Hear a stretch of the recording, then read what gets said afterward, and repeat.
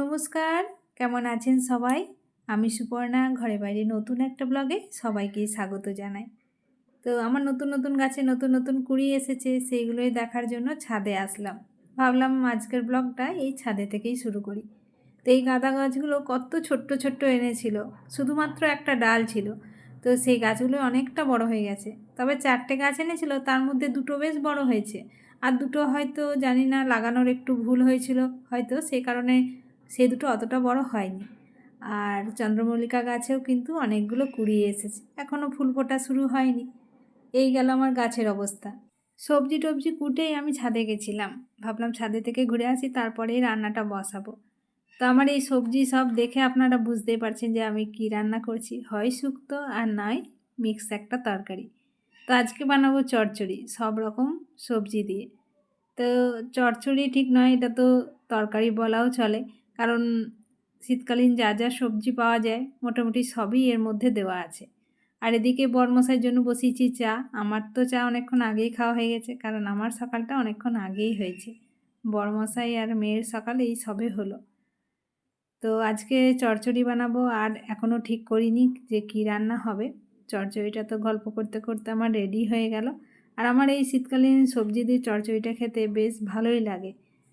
আর মেয়ের পরীক্ষা আছে, আজকে সেকেন্ড দিন, ওর পরশু দিন থেকে পরীক্ষা শুরু হয়েছে। তো বলেছে মা আমাকে একটু স্যান্ডউইচ বানিয়ে দিও। তো সেই কারণে আলুটাকে একটুখানি ফ্রাই করে নিলাম। তো একটা ব্রেডের মধ্যে ফ্রাই করে রাখা আলুটা দিয়েছি, একটুখানি চিজ, অরিগ্যানো, চিলি ফ্লেক্স, ধনেপাতা সব দিয়েছি। আর একটা ব্রেডে একটুখানি সস মাখিয়ে উপর থেকে চাপা দিয়ে বাটার দিয়ে ভেজে নেব।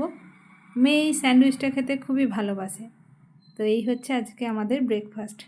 কর্তামশাইকেও দেবো, মেয়ে খেয়ে যাবে আর আমিও খাবো।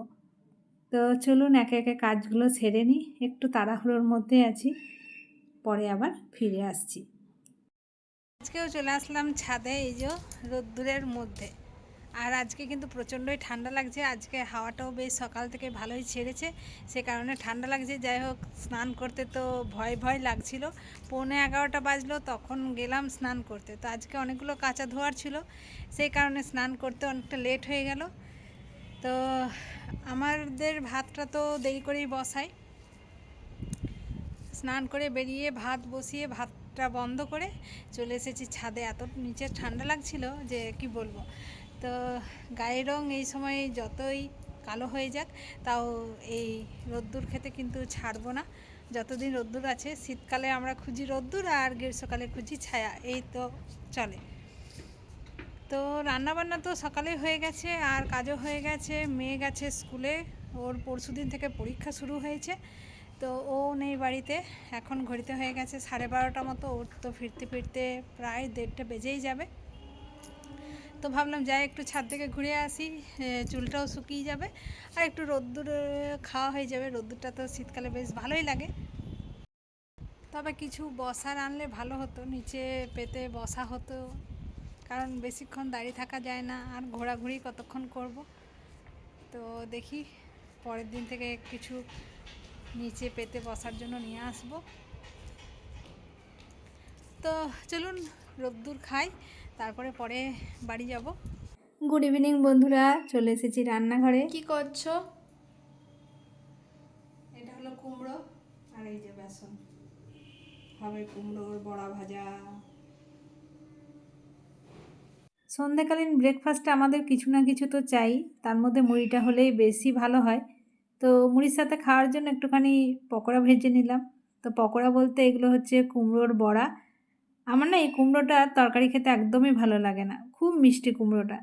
তো ভাবলাম কুমড়োটা দিয়ে বড়াই ভেজে নিই, খেতে ভালো লাগবে মুড়ির সাথে। আর বানিয়ে নেব একটুখানি চা।